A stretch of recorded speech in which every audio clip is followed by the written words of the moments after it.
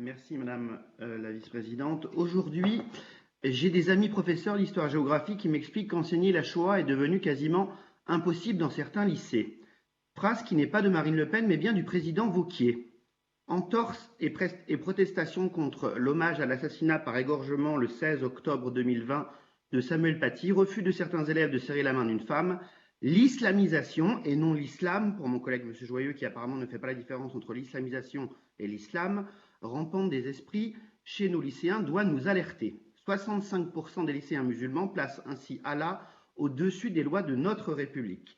Notre jeunesse subit donc les influences néfastes du séparatisme islamiste. Le monde du sport et les quelques 2 millions de licenciés en aura dans quelques 22 000 clubs régionaux sont donc susceptibles d'être soumis à cette pollution anti-républicaine.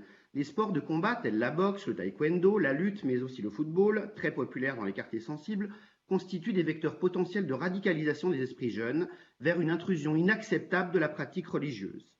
Prières dans les vestiaires, refus d'arbitrage par une femme, refus de douche collective avec des personnes ne partageant pas la même religion se multiplient.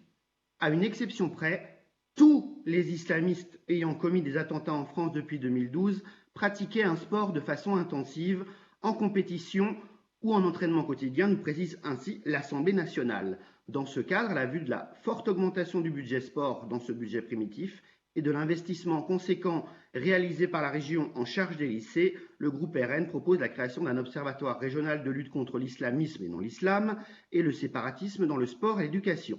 Il sera chargé de veiller au respect d'une pratique laïque et tolérante du sport et des apprentissages dans les clubs et établissements recevant des aides ou subventions régionales. Tout manquement ou dérive constaté pourront déboucher sur un signalement aux autorités compétentes et à une suspension ou refus de toute subvention régionale dans le cadre légal en vigueur. Et je vais rappeler à la gauche que nous n'avons Merci pas de... Monsieur Auguste, merci beaucoup. Même réponse que pour l'amendement précédent. Je vais demander le rejet de votre amendement. J'interroge le groupe